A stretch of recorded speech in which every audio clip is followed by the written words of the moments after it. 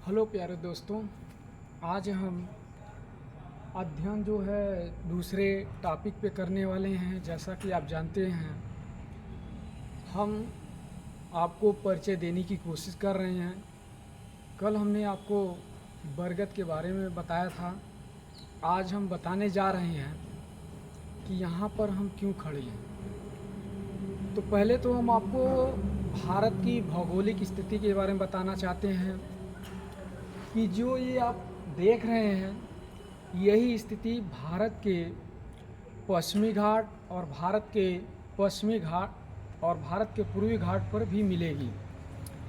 अब भारत का जो पश्चिमी घाट है वो सदाबहार वनों से ढका हुआ है, जिसे हम सह्याद्री के नाम से जानते हैं। अब अगर यही पश्चिमी घाट सदाबहार वनों से ढका नहीं होता, इसे हम सह्याद्री के नाम से नहीं जानते। जैसा कि आप पीछे हमारे देख रहे हैं, ये हरियाली है, ये सदाबहार वन का एक पौधा है। तो इस तरीके से हम आज जानने का प्रयास करेंगे कि पश्चिमी घाट में कौन कौन से इलाके सम्मिलित हैं, कौन कौन से इलाके नहीं हैं। तो पश्चिमी घाट की तरफ आप जाइए तो आपका महाराष्ट्र है, गोवा है, कर्नाटक है, केरल। इसके बाद पूर्वी घाट की तरफ हम बढ़ें तो हमारा तमिलनाडु है, आंध्र प्रदेश, उड़ीसा, ऐसे राज्य हैं। अब सुपर टेट की दृष्टिकोण से देखा जाए तो क्वेश्चन कहाँ से बनता है और वो क्वेश्चन कैसे कैसे बनता है, ठीक है ना।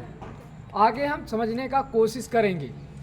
तो पहला तो ये पूछा जाता है कि जो भारत में मालाबार तट है, वो मालाबार तट किस तट पे स्थित है।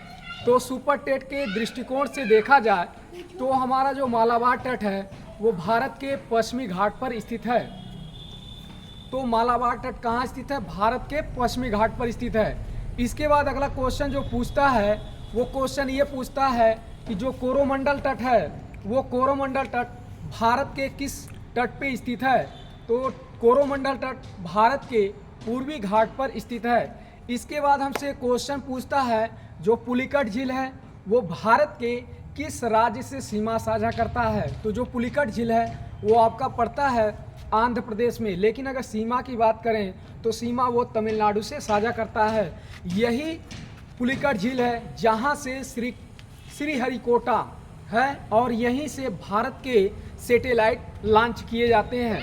इसके बाद आगे हम बढ़ते हुए कोशिश करेंगे और समझने की कोशिश करेंगे कि आगे जो भारतीय राज्य है, भारतीय राज्य से कितने क्वेश्चन बन सकते हैं। तो हम जानने का प्रयास करते हैं। तो जब आप दक्षिणी भारत की तरफ बढ़ेंगे तो ये एक बहुत फेमस पहाड़ी है जिसका नाम है नीलगिरी पर्वत। तो नीलगिरी पर्वत श्रेणी से क्वेश्चन कौन कौन से बनते हैं? जो नीलगिरी पर्वत श्रेणी है वहाँ से तो पहला ये क्वेश्चन बनता है कि वो कौन सी पर्वत श्रेणी है जिससे 3 राज्य अपनी सीमा साझा करते हैं।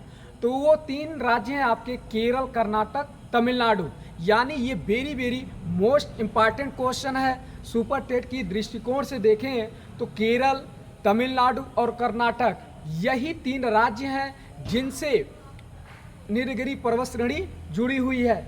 अब इसके बाद अगला क्वेश्चन हमारा ये पूछता है कि जो नीलगिरी पर्वत श्रेणी है उस पर जो चोटी पाई जाती है उसका क्या नाम है।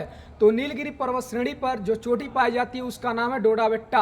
अब यहाँ का जो प्रमुख नगर है वो उदक मंडलम है। इसके बाद हमसे पूछता है कि प्रायद्वीपीय भारत की सबसे ऊंची चोटी कौन सी है।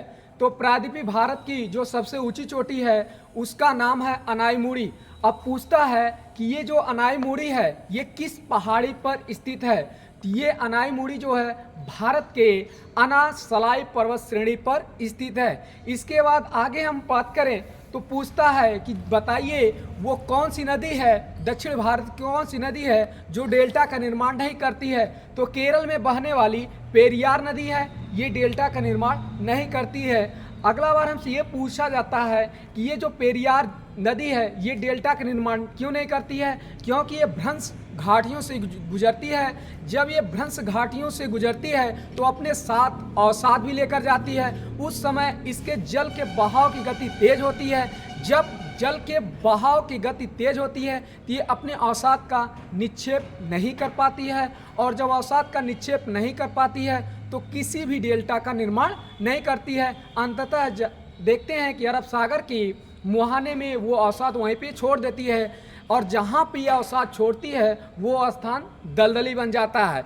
इसके बाद हम आइए बात करते हैं उत्तर प्रदेश विशेष तथ्यसार, यानी उत्तर प्रदेश विशेष तथ्यसार से आपके क्वेश्चन सुपर टेट में कौन से बनते हैं। आज हम हरियाली के सामने खड़े हैं और ये पीछे का वृक्ष आप जो देख रहे हैं ये सदाबहार के वृक्ष से मिलते जुलते हैं।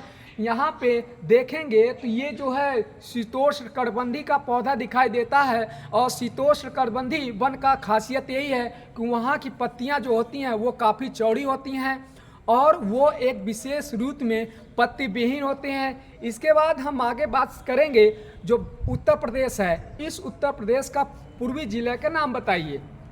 तो पूर्वी जिला हम जानते हैं, पूर्वी जिला कौन सा है, बलिया है। और ये बलिया आप देखेंगे ये उत्तर प्रदेश का सबसे अंतिम जिला है और यही पूर्वी जिला है। उसके बाद पूछता है कि बताइए वो कौन सा जिला है, उत्तर प्रदेश का कौन सा जिला है जहाँ से गंगा नदी उत्तर प्रदेश में प्रवेश करती है। तो उत्तर प्रदेश का वह जिला बिजनौर है और बिजनौर से ही गंगा नदी उत्तर प्रदेश में प्रवेश करती हैं। अब यहाँ गंगा नदी से संबंधित दो क्वेश्चन पूछे जाते हैं। पहला तो ये पूछा जाता है कि जो गंगा नदी है उसके किनारे पर कौन कौन से शहर बसे हुए हैं। तो हमें जानने की कोशिश करनी चाहिए, क्योंकि आप जान रहे हैं कि दिसंबर के लास्ट वीक में आपका नोटिफिकेशन आना ज़रूरी है और आ जाएगा, इसमें आप कोई शक मत करिए। तो इस तरीके से गंगा नदी के किनारे अगर हम देखें तो गंगा नदी के किनारे देखें तो गंगा के नदी के किनारे बसने वाले जो शहर हैं वो आपके कानपुर हैं, पटना है, इलाहाबाद हैं। तो ये महत्वपूर्ण शहर हैं। अब इसके बाद हम बात करें कि गंगा नदी, यही जो गंगा नदी है ये संगम को भी अपना स्थान बनाती है। संगम कहाँ पे बनाती है, संगम का स्थल कहाँ पे है, तो इलाहाबाद में है। अब इसे संगम का नाम क्यों दिया गया है, क्योंकि इलाहाबाद में 3 नदियों का मुहाना आपस में मिलता है जिसे हम संगम का नाम देते हैं। इसके बाद हम आइए बात करते हैं कि अगला जो हमारा क्वेश्चन है वो यही है कि उत्तर प्रदेश में जो आगरा ज़िला है वहाँ पे कम बारिश होती है, वहाँ पे कम बारिश होती है। लेकिन अगर हम मथुरा देखें तो मथुरा में आपकी बारिश इसकी अपेक्षा ज़्यादा होती है। अगर आगरा में ज़्यादा बारिश होती तो हमारा ताजमहल पीला नहीं पड़ता। अगर आगरा में बारिश ज़्यादा होती तो हमारा ताजमहल पीला नहीं पड़ता। अब ये क्वेश्चन पूछा गया है कि बताइए अगर आगरा में ज़्यादा बारिश होती तो किस दृष्टिकोण से आगरा का ताजमहल पीला नहीं पड़ता। तो हम यही आपको बताना चाहते हैं, अगर बारिश ज़्यादा होती तो जो वायुमंडल में कार्बन डाइऑक्साइड है, CFC गैस है, कार्बन मोनोऑक्साइड है, इसके जो कण वायुमंडल में हैं, अगर बारिश होती तो बारिश की बूंद के साथ यही कण नीचे धरातल में आ जाते। जब ये नीचे आ जाते तो वो ताजमहल पे अपना प्रभाव नहीं दिखा पाते। अब अगर बारिश नहीं होती है तो वो कण ऊपर ही रह जाते हैं और ठंडियों के समय धीरे धीरे जैसे ही वायु ठंडी होती वो धीरे धीरे वायु क्या होता है नीचे बैठना शुरू कर देता है, और उसी के साथ जो कण होते हैं वो भी नीचे ताजमहल पे आके बैठना शुरू कर देते हैं। इसके बाद हम अगला बात करते हैं कि हमारा जो मुजफ्फरनगर ज़िला है, जो हमारा कैराना ज़िला है, यहाँ से उत्तर प्रदेश स्पेशल से ये क्वेश्चन पूछा जाता है कि बताइए विधानसभा की सीट सबसे ज़्यादा किस ज़िले में है, यानी विधायक उत्तर प्रदेश में किस ज़िले से सबसे ज़्यादा चुनकर आते हैं। अगर आपने उत्तर प्रदेश तथ्यसार पढ़ा है तो ये क्वेश्चन आपको जानना बेहद ज़रूरी है। उत्तर प्रदेश का वो कौन सा ज़िला है जहाँ से विधायक सबसे ज़्यादा चुनकर आते हैं, तो वो आपका इलाहाबाद है, जिसे वर्तमान में हम प्रयागराज के नाम से जानते हैं। यानी यही प्रयागराज है जो उत्तर प्रदेश को विधायक देता है। इसके बाद हम अगर बात करें तो आपके आजमगढ़ का स्थान आता है, जहां से 10 विधायक चुनकर आते हैं। इसके बाद देखें तो अब पूछा जाता है कि बताइए कि इलाहाबाद का जो नाम है